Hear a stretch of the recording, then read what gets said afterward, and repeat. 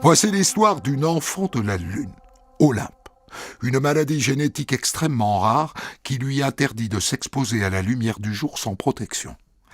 Depuis l'âge de 3 ans, Olympe tente de vivre le plus normalement possible grâce à une bulle en plexiglas qu'elle porte sur sa tête.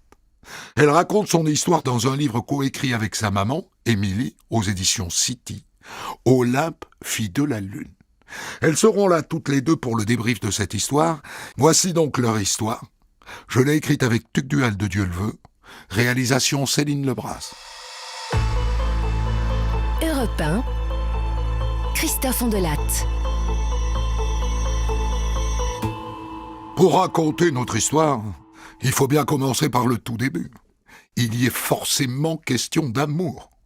François et moi, nous nous rencontrons en l'an 2000.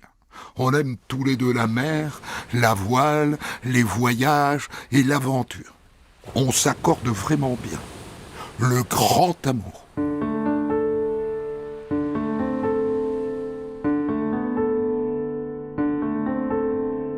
Avec François, nous formons, disons, un couple atypique. On a une vie nomade et pas toujours ensemble. On est chercheurs tous les deux et on accepte des missions partout dans le monde. Lui par chasser des images de requins et de cachalots à travers le monde. Et moi pendant ce temps, je suis à la Dominique, aux Açores ou en Mauritanie. On n'est pas toujours ensemble, mais ça nous convient.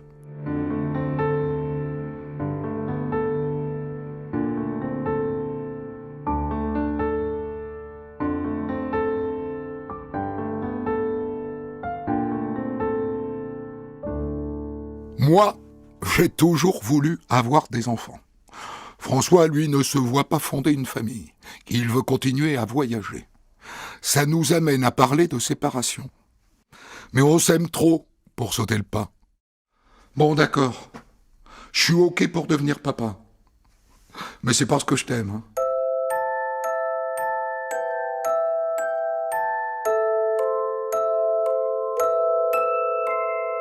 Honorine naît en juillet 2005. Et nous reprenons nos voyages en amenant Honorine. Et puis vient le moment où j'ai viscéralement envie d'avoir un deuxième enfant. Ah non, non. J'étais d'accord pour un, mais deux, non. Mais il finit par me proposer un deal.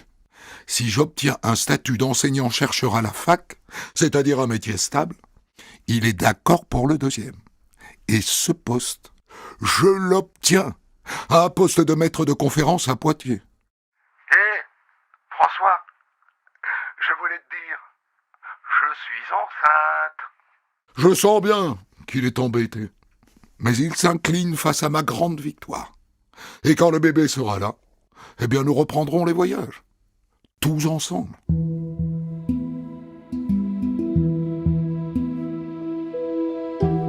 Olympe naît en 2009. Et 6 mois plus tard, pendant les vacances, je prends rendez-vous chez le médecin pour une consultation on ne peut plus classique.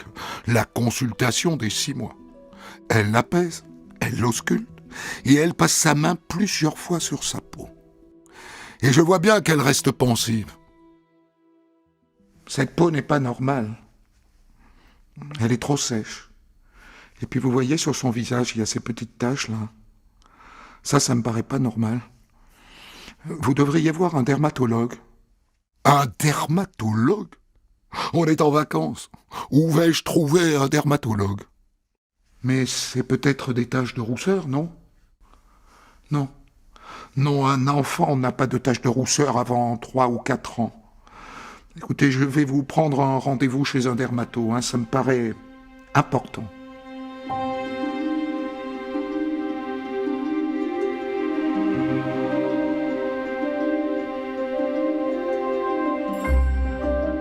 Le dermatologue regarde Olympe très rapidement, alors qu'elle est encore sur mes genoux. Eh bien, vous avez bien ruiné son capital soleil. Je comprends pas. Elle est née en janvier, on est en juillet. Elle a quasiment pas vu le soleil, voir ma sœur. On était en voiture, bloqué par un bouchon. Le cosy d'Olympe était à l'arrière, derrière une vitre teintée. Quand on est arrivé, sa tête était toute rouge, brûlée, et le lendemain elle pelait. Et à bien y réfléchir, les toutes premières taches sur son visage sont apparues quand on est rentré.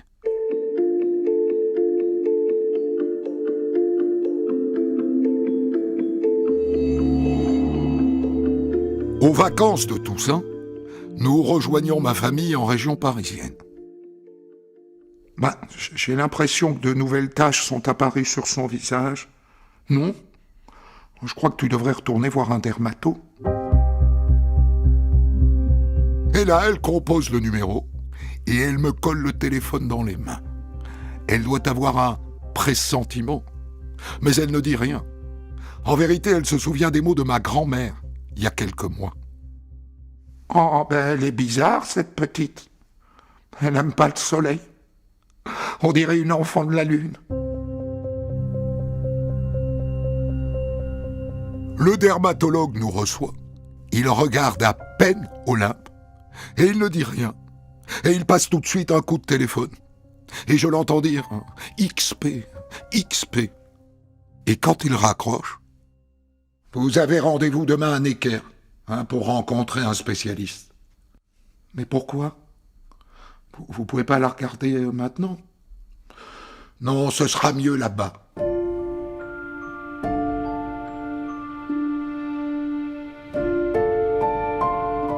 Je ressors de là complètement paumé. Enfin, il faut 6 mois pour avoir un rendez-vous dans cet hôpital. Et moi, j'en ai un direct. Pourquoi?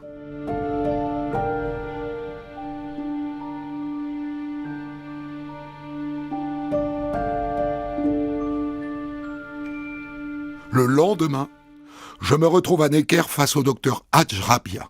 « C'est un très beau bébé. »« Merci. Merci, ça je le sais, que ma fille est belle. » Et là, il se retire avec ses confrères et il revient en se raclant la gorge.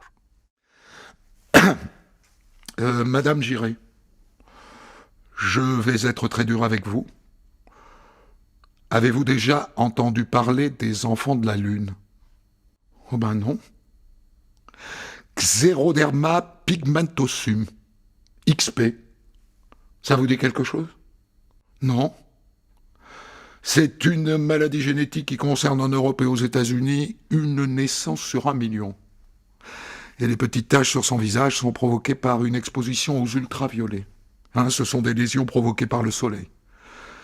Alors nous allons la prendre en charge et je vais la suivre pour confirmer ce premier diagnostic. C'est-à-dire qu'on va pas pouvoir poursuivre tout de suite, docteur, parce que mon conjoint vient d'accepter un poste en Nouvelle-Calédonie. Si Olympe est une enfant de la Lune, madame, ça n'est absolument pas raisonnable d'aller vivre là-bas. Mais on lui mettra de la crème solaire? Ça ne suffira pas. Il faut éviter totalement l'exposition au soleil. Actuellement, les enfants sortent sans protection uniquement le soir. Il n'y a pas d'autre remède. Il faut que je vous voie dans quelques jours pour lui faire un prélèvement de peau. Nous devrons patienter 2 mois avant d'avoir le résultat.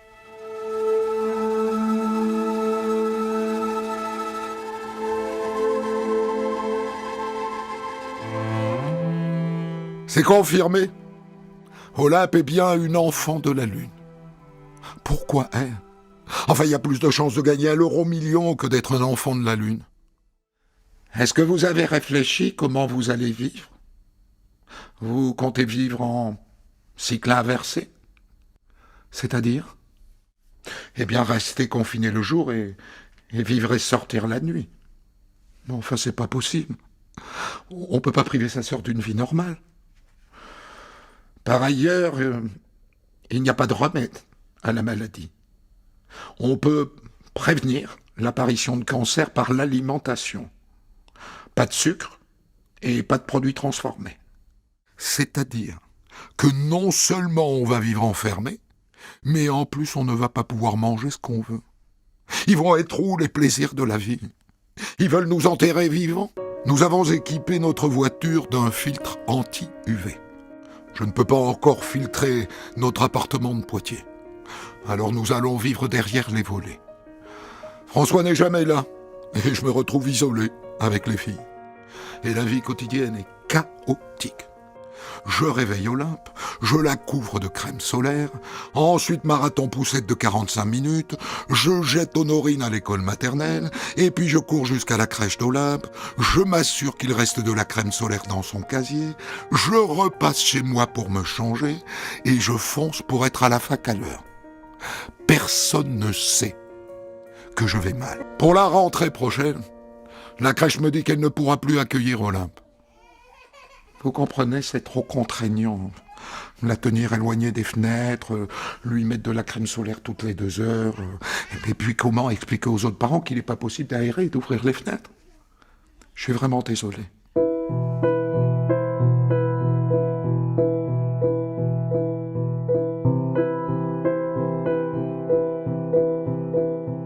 Des idées noires me traversent la tête. À quoi ça sert qu'Olympe vive, puisqu'elle est destinée à mourir jeune? Alors oui, je me retrouve à penser que autant tout arrêter. Mais je suis pas capable de mettre un terme à la vie de ma fille et de rester moi vivante ensuite. Faudrait qu'on meure ensemble. Mais alors la pauvre Honorine. Dans mes moments les plus sombres, je songe à un suicide à 3. On pourrait se jeter d'une fenêtre de l'appartement.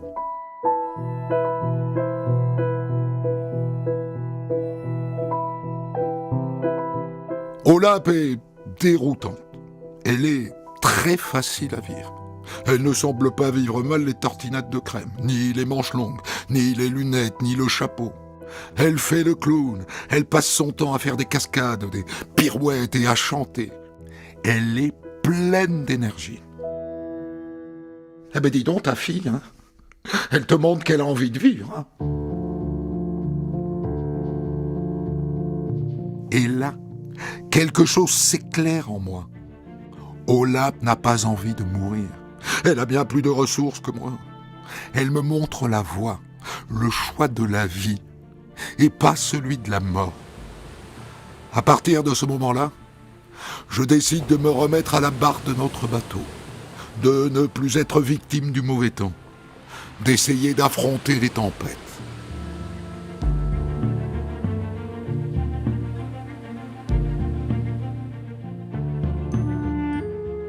La crèche accepte finalement de garder Olympe.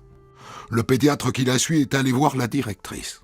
Je vais pouvoir continuer à travailler à la fac.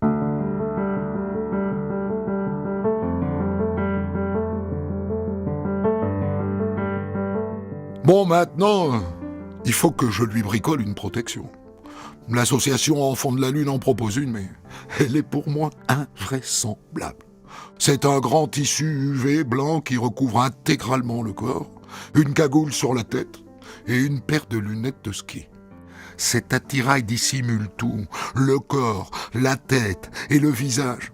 Enfin, les enfants de la Lune ne sont pas des monstres qu'il faut cacher à tout prix. Moi vivante, elle ne portera jamais ça. Alors je me mets à fabriquer moi-même différents couvre-chefs. Je commence par poser des visières sur un chapeau de cow-boy, et puis sur un casque de vélo, et puis sur un casque de ski. Je tiens absolument à ce qu'un jour Olympe puisse skier. Et puis je fabrique une cagoule rose, Hello Kitty. J'ajoute même des oreilles et des moustaches. Et je montre mes créations au docteur Hadj Rabia.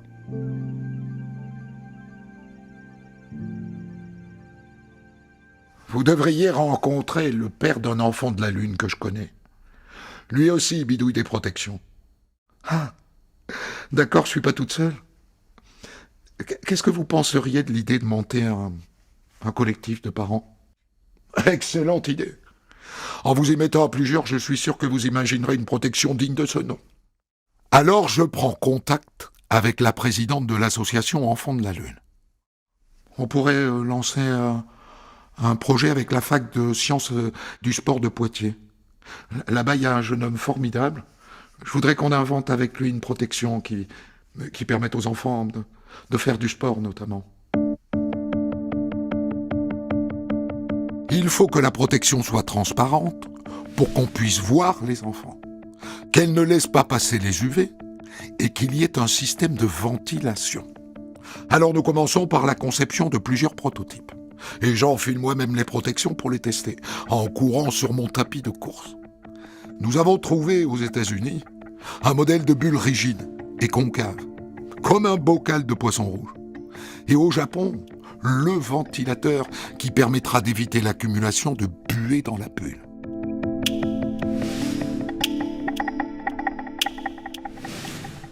Et voilà, Olympe a 3 ans et elle porte dorénavant le bocal que nous lui avons confectionné. Je respire. Elle peut sortir le jour. Et elle n'est pas cachée sous des tissus et des lunettes de ski. Elle a une vraie protection qui laisse la lumière éclairer son doux visage. 3 ans de crème solaire par litre. 3 ans à combattre. 3 ans à ne rien lâcher. Ben voilà. Maintenant, la bulle, elle fait un peu partie de moi. Je sors jamais sans. L'autre jour, maman s'étonnait de me voir partir au collège à vélo avec ma bulle sur la tête, alors qu'il faisait nuit noire. Moi, je lui ai dit que c'était plus simple comme ça, sinon à vélo, je sais pas où la caser. Il y en a qui mettent une écharpe. Eh ben moi, c'est une bulle. Été comme hiver. Je passe ma tête dedans, j'allume le boîtier qui est placé à l'arrière et qui déclenche le ronron du petit ventilateur. Et c'est parti. Je peux sortir. Et quand tu arrives au collège, comment ça se passe? Au collège, les fenêtres de ma salle de classe sont filtrées. Je vérifie qu'elles sont bien fermées. Et je peux enlever ma bulle, et puis mes gants, et puis ma veste. Et tu fais des activités? Oui, le mercredi, je fais de l'escalade. Dans un gymnase qui est équipé de LED, donc je peux le faire sans ma bulle. Et avant, j'ai fait de la gym, de la natation, et aussi de l'équitation. J'ai une bulle spéciale pour ça, avec une bombe intégrée. Et puis je fais du ski aussi, avec un casque qui a une visière de bulle intégrée. À la montagne, au moins, j'ai l'impression d'être comme n'importe qui, puisque tout le monde se cache derrière des lunettes de ski et des cache-nez.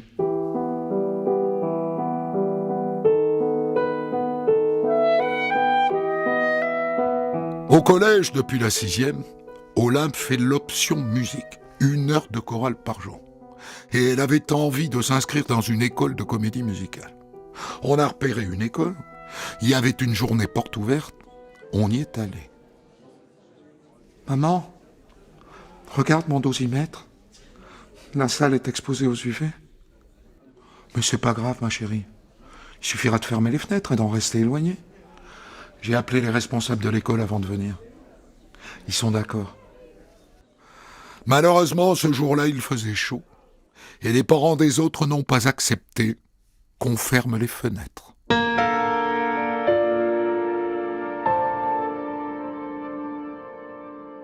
Dès que je sors de chez moi avec ma bulle, je croise forcément des regards étonnés, curieux, voyeurs. Des regards qui se posent et puis qui repartent et puis qui reviennent. C'est usant. Plus la foule est dense et plus les gens se permettent de me regarder, de faire des commentaires et même de poser leurs doigts sur ma bulle. Des moqueries, j'en ai tellement entendu. Cosmonaute, c'est gentil, c'est mignon, mais c'est lassant. La rue me rappelle sans cesse ma maladie. Je pourrais aller leur dire quoi? Qu'est-ce que t'as toi? Tu veux ma photo? Mais j'ai même pas le courage d'aller vers les autres. Je préfère passer mon chemin. Ne pas s'empêcher de vivre à cause des autres. C'est ça l'important.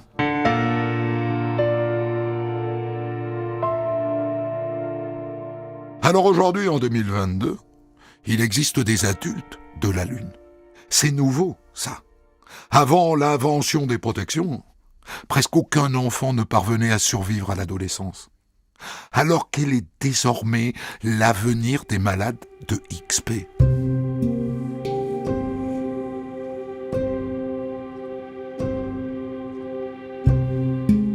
Nous savons qu'ils peuvent devenir parents sans transmettre leur maladie à leurs enfants. Mais est-ce qu'Olympe pourra travailler? Et dans quelles conditions? Maintenant qu'on a trouvé que les enfants de la Lune pouvaient vivre plus longtemps, quel est leur avenir? C'est compliqué pour eux de se projeter. Beaucoup de jeunes qui souffrent de XP sont des décrocheurs scolaires. Et d'autres qui sont engagés dans des formations n'ont jamais pu les valider faute de stage. Et oui, comment faire un stage quand les entreprises ne peuvent pas filtrer les ultraviolets? Oh, je pense pas vraiment à mon avenir. Bien sûr, ça m'arrive parfois de m'imaginer adulte. Je serais peut-être médecin dans un hôpital ou dans un cabinet, ça dépend de l'humeur du jour. En tout cas, le milieu médical m'attire. D'ailleurs, à la maison, c'est moi qui sors la trousse à pharmacie quand il y a une blessure à soigner. Pour plus tard, j'ai aussi pensé à devenir inventrice de prothèses, ou chercheuse, ou alors dresseuse de tigres. Ça me paraît bien ça aussi. Ou alors vétérinaire.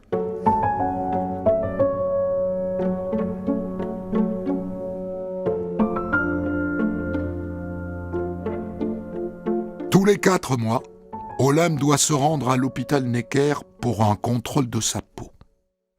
Maman, franchement, je vois pas l'intérêt de ce visite. À chaque fois, c'est une journée de bloqué pour m'entendre dire quoi rien, tout va bien. Olympe aime beaucoup le docteur Hadj Rabia, mais elle sait aussi qu'il ne faut pas le contrarier. Sinon, Olympe Grosvalet, tu vas me laisser faire mon travail et exercer la médecine, d'accord ?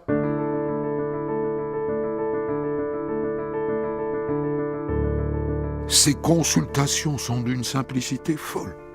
Pas de machine, pas de test, pas de piqûre. Le médecin contrôle d'abord les taches sur son visage, et puis il lui demande de se déshabiller pour vérifier sa peau. L'important, c'est qu'aucune nouvelle tache ne soit apparue, et qu'il n'y ait pas non plus de lésion. En général, ça dure 15 minutes. Bon, eh bien, tout va bien. Et il lui prescrit de la vitamine D pour 1 an. Les visites à l'hôpital Necker sont toujours pour moi un moment de stress. Est-ce qu'elle va avoir une nouvelle tache, ou pire, une sale tache? Ça peut être des tumeurs bénignes ou précancéreuses, voire malignes, des carcinomes basocellulaires ou épidermoïdes. Le risque principal étant de développer des cancers à répétition. Avant l'âge de 20 ans, le risque de carcinome de la peau est pour les enfants de la Lune 10 000 fois supérieur à celui des personnes normales. Et pour le mélanome, c'est 2000 fois plus élevé. Au cours de leur existence, les malades de XP peuvent être victimes de centaines de cancers de la peau. Le premier cancer est en général diagnostiqué à 8 ans. Olympe est aujourd'hui âgée de 13 ans.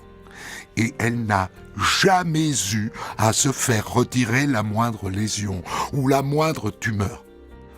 Je pense que c'est parce qu'elle a été diagnostiquée très tôt, quand elle était toute petite, et aussi parce qu'elle a porté des protections dès l'âge de 2 ans.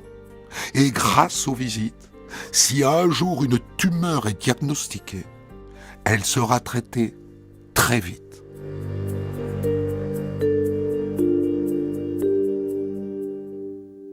Maman, je sais que je lui ressemble énormément. On a les mêmes cheveux et le même caractère. Je la trouve incroyablement courageuse.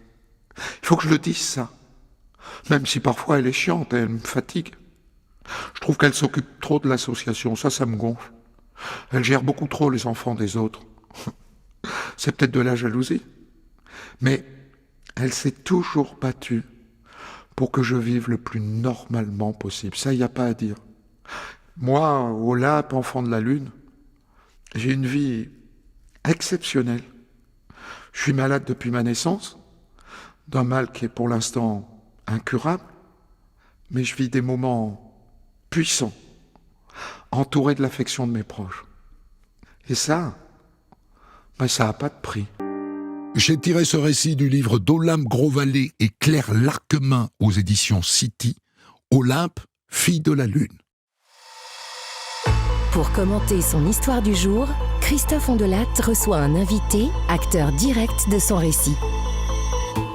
Je Je vous ai raconté l'histoire d'Olympe, qui est ce qu'on appelle une enfant de la Lune, atteinte donc d'une maladie génétique très rare qui lui interdit de s'exposer à la lumière du jour sans protection, et qui est parvenue à vivre le plus normalement possible grâce à une bulle en plexiglas qui lui recouvre la tête. Cette histoire, je l'ai tirée du livre qu'elle publie avec sa maman aux éditions City, Olympe, fille de la Lune, et elles sont là toutes les deux.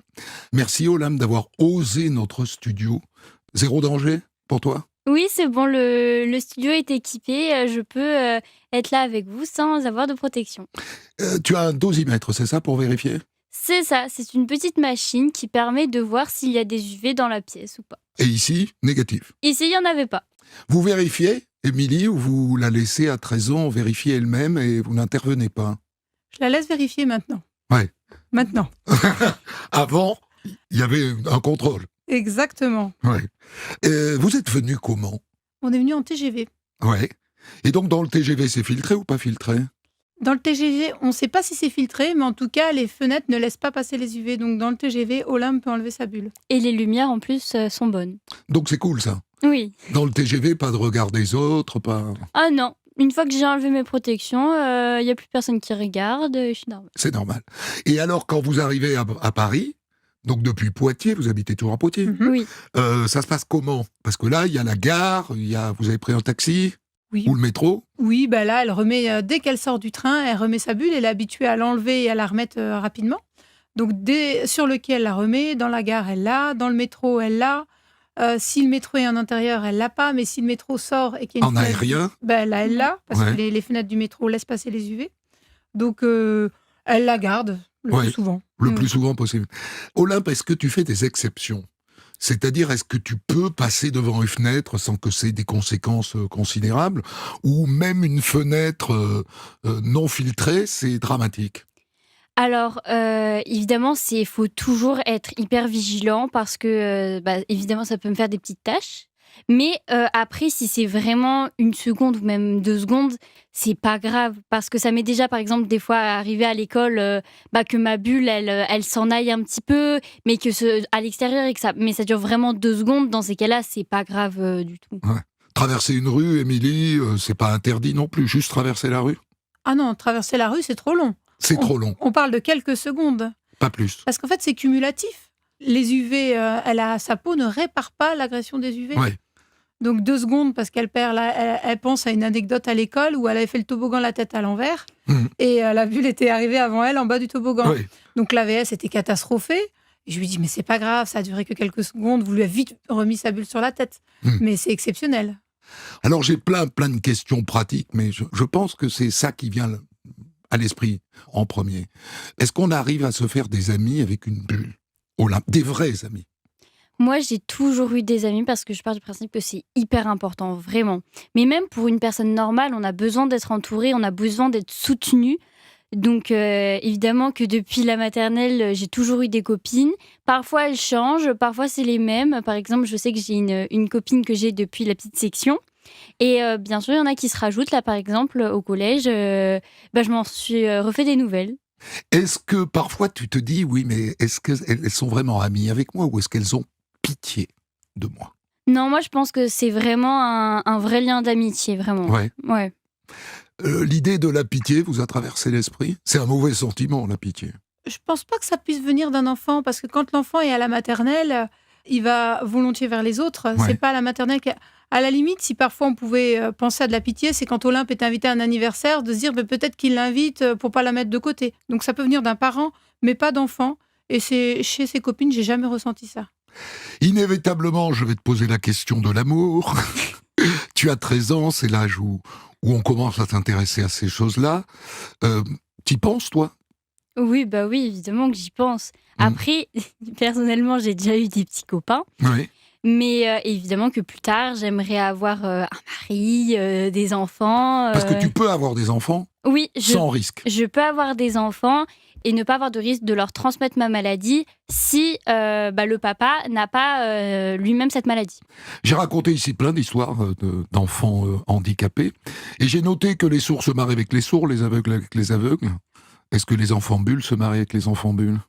Il y en a qui se marient entre eux Et personnellement, moi, c'est pas ce qui me fait envie de me marier avec quelqu'un qui a la même maladie que moi, parce que j'ai pas forcément très très envie d'avoir des enfants qui aient la même maladie que moi, parce que je sais que c'est quand même une maladie qui est pas toujours facile, donc j'ai pas envie que ça leur arrive.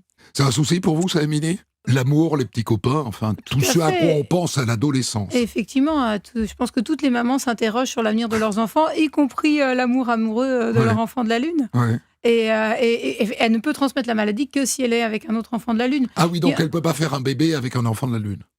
Sinon, il sera 100% enfant de la Lune. Ouais, voilà. Ça c'est sûr. Mais il n'y a que 93 enfants de la Lune en France, donc il y a quand même beaucoup plus de choix. Il y a peu de choix. Voilà, donc elle peut quand même... Ils peuvent aller voir ailleurs, quand même. Néanmoins, vous les fréquentez, ces 93 enfants. Alors, tu dis très très bien, Olympe, que ta mère en voit trop, qu'elle s'en occupe trop de tous ces enfants-là, et qu'elle est chiante avec ça. Mais toi, tu les vois, tu les fréquentes, tu partages des trucs avec eux, ou tu te tiens très loin de ça? Alors, oui, je partage des choses avec eux, notamment au Camp de la Lune, où c'est un rassemblement pendant une semaine, où presque tous les enfants de la Lune se retrouvent pour faire des activités entre eux, et c'est vraiment hyper sympa. Donc, évidemment que j'y vais. Après, j'y vais. Je suis contente de passer des moments avec eux, parce que ça peut permettre de partager différentes... Recettes. Oui, voilà. Pour vivre. Oui, voilà. Et aussi des moments qu'on a vécus qui sont parfois similaires. Donc ça, je trouve ça vraiment intéressant. Mais après, j'aime bien aussi fréquenter les personnes qui n'ont pas de maladie. Vous, votre position, Émilie, donc elle vous trouve chiante parce que vous vous occupez d'enfants de la Lune.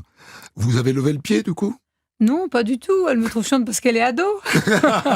Et parce que comme tous les enfants, elle est un peu jalouse.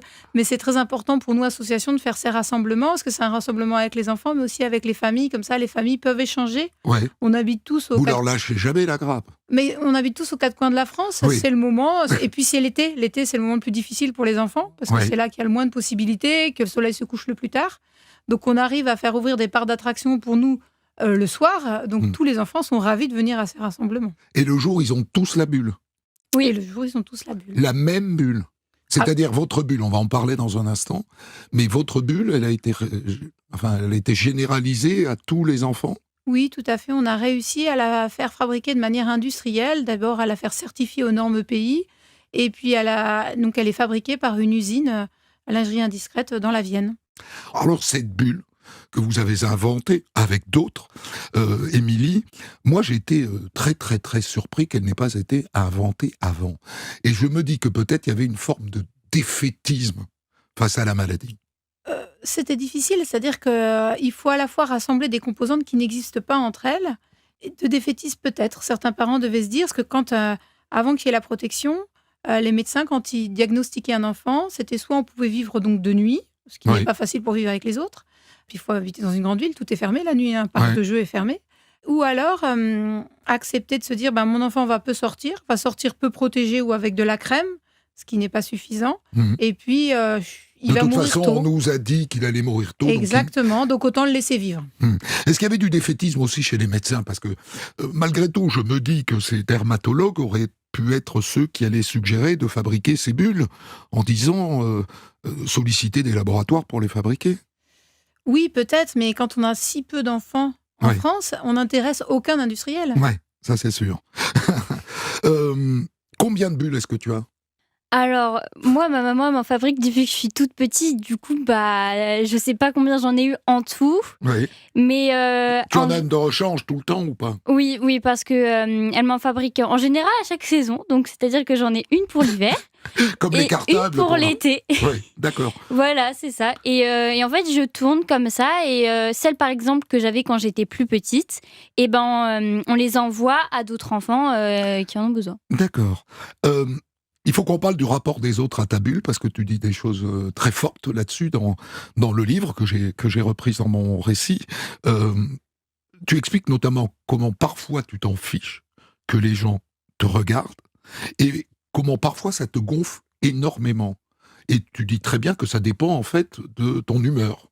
Bah oui, c'est ça, en fait, ça dépend. En fait, c'est pareil chez tout le monde.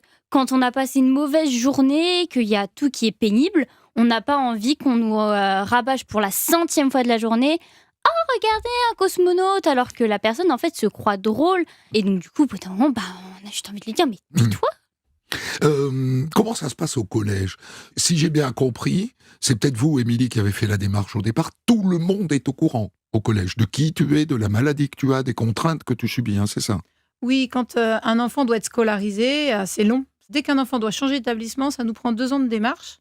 Donc il faut anticiper, commencer au début de la 4e pour la seconde. Exactement, et là ça traîne encore. Hein. Ouais, pour la seconde, c'est Pour l'année la prochaine. seconde. Non, Oui, c'est ça. C'est l'année prochaine. Donc on voit le chef d'établissement, on explique, etc. Après on vient expliquer à l'équipe pédagogique, parce Ouais. qu'on sait que si on anticipe et qu'on explique, et qu'après on explique aux enfants, l'enfant va bien vivre sa scolarité et avoir pas de moquerie. Et là, depuis qu'Olympe est scolarisée, elle n'a jamais eu une moquerie de la part des enfants de l'établissement. Aucune moquerie. Je n'ai jamais eu une moquerie. Après, ça m'est déjà arrivé, bien sûr, qu'il y ait des gens qui viennent me voir pour me poser des questions parce qu'ils s'intéressent. Et puis, c'est toujours gentil. Ils me posent toujours la question, ça va, t'as pas trop chaud? T'arrives bien à respirer? Moi, je sais pas comment tu fais. Hein. C'est une bonne question, ça, parce que quand même, un bocal sur la tête, alors il y a ce petit ventilateur, mais c'est pas de la climatisation. Ça évacue la buée, c'est tout. Oui, c'est ça. Et puis aussi, ça sert aussi un peu d'une toute petite clim l'été quand il fait chaud. Mais par exemple, quand c'est vraiment la canicule, Tu sors pas. Je sors pas, j'évite de sortir et je reste à l'intérieur. Il n'y a pas Ou un alors un moyen de mettre la clim là-dessus, Émilie. Ben non, parce que ça coûterait trop en énergie. Eh oui. Et après, il nous faudrait des batteries tellement lourdes que les enfants ne pourraient pas les porter. Alors la question de l'avenir maintenant, qui est un moment un peu difficile, j'imagine, dans ce bouquin, parce que c'est un sujet dont vous parlez souvent, toutes les deux, Olympe. Ça nous arrive d'en parler. Après, souvent, je sais pas si c'est vraiment le mot, c'est vrai qu'on en parle parfois de temps en temps. Et on imagine la même chose, un peu une vie heureuse, qui est remplie, qui n'est pas solitaire. Mais après, on en parle quand même, mais pas... Pas beaucoup. Et je me disais que peut-être le livre, vous avez aidé à en parler. Du risque de cancer, du risque de décès prématuré. C'est des sujets que vous aviez déjà abordés toutes les deux, ou c'est le bouquin Olympe qui vous a aidé à les aborder? Il y a quand même des sujets qu'on avait déjà abordés, même beaucoup. Mais après, il y a quand même des choses que j'ai appris grâce à ce livre. Comme par exemple, je savais un peu comment ma maman avait appris la maladie et tout, Oui. que ça avait été très dur. Oui. Mais après, tout dans les moindres détails, ça non. Donc ça me permet aussi de réaliser. Ce sujet de l'avenir, vous en parlez depuis quel âge avec elle? Oh, pas depuis longtemps. Hein. Il faut d'abord que l'enfant réalise. Quand elle était petite, en fait, on vit l'avenir, il est 1-2 ans après. Voilà, donc là, on imagine le lycée, on imagine les études supérieures, on imagine un métier, mais on n'est pas dans un avenir trop lointain. Est-ce qu'il est donc possible aujourd'hui que Olympe vieillisse comme n'importe qui?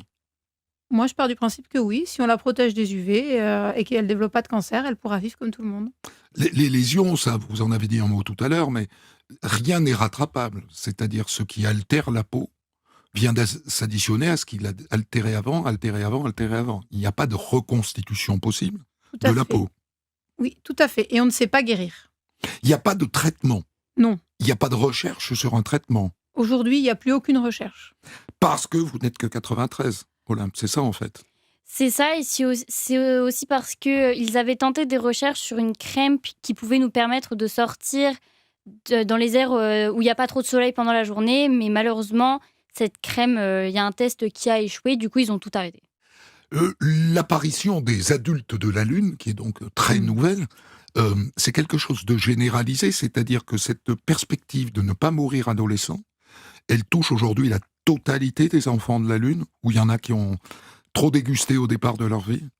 Alors, les enfants de la Lune, en France. Oui. Et ceux qui y vivent en France depuis le début. Et ceux qui ont été détectés tôt. Parce que plus on est détecté tôt, plus on est protégé tôt, moins on développe de cancer.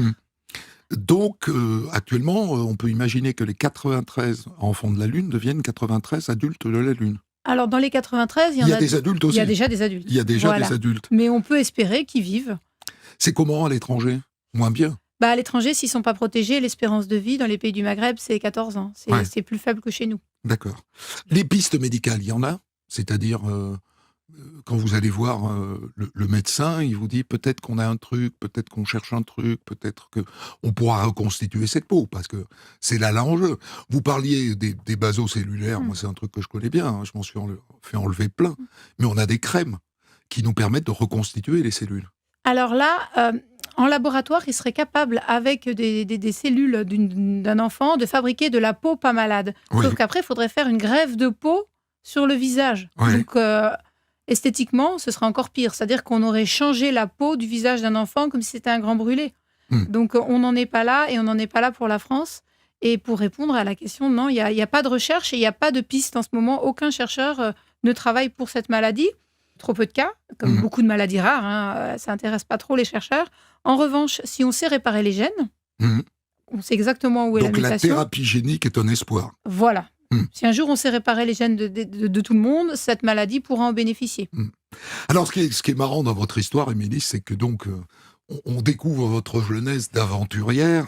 Vous êtes à l'époque, quelqu'un qui s'amuse de la vie, qui profite de la vie, et ton papa aussi, Olympe, est comme ça, si j'ai bien compris. Lui, il est resté, et vous avez mis un petit bémol là-dessus.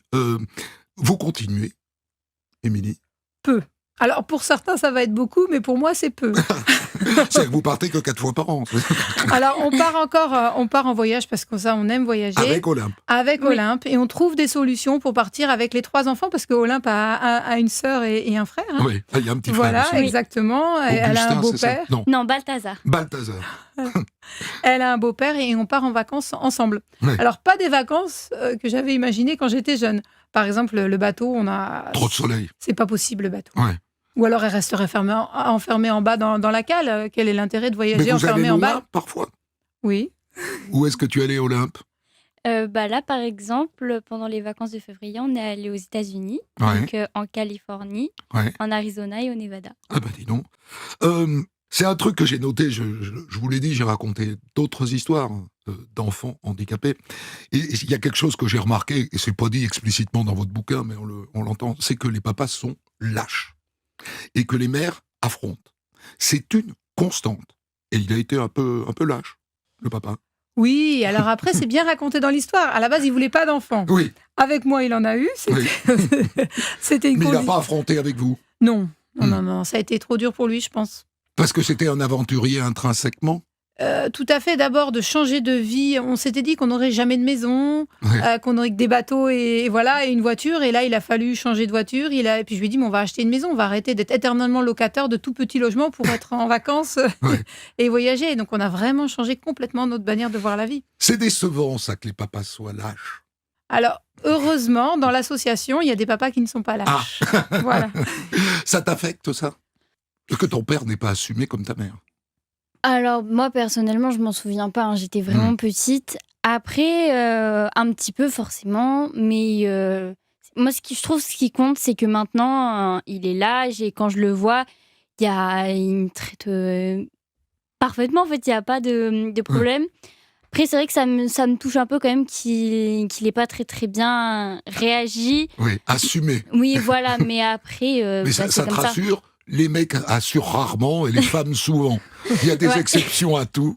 Et d'ailleurs, ce que je trouve très joli, c'est la fin de l'histoire, c'est ce remerciement que tu fais à ta maman. C'est-à-dire qu'elle, elle a été... Vous avez vraiment, Émilie, sacrifié vos rêves, qui étaient l'aventure, l'escalade, le bateau, les déserts, enfin tout ce qui était à l'air libre, pour Olympe.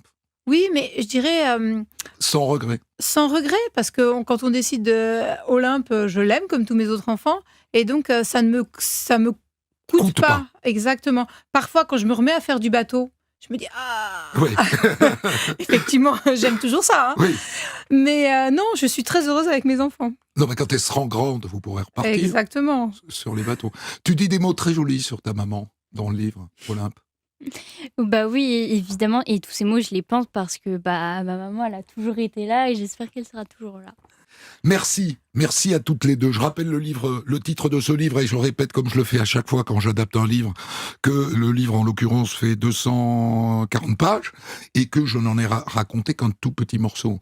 Hein, je suis obligé de tracer dans le récit, mais que en lisant le bouquin, on aura 20 fois plus d'informations que celles que j'ai pu donner dans mon récit. Le livre s'appelle Olympe, fille de la Lune. Il paraît aux éditions City. Des centaines d'histoires disponibles sur vos plateformes d'écoute et sur europe1.fr.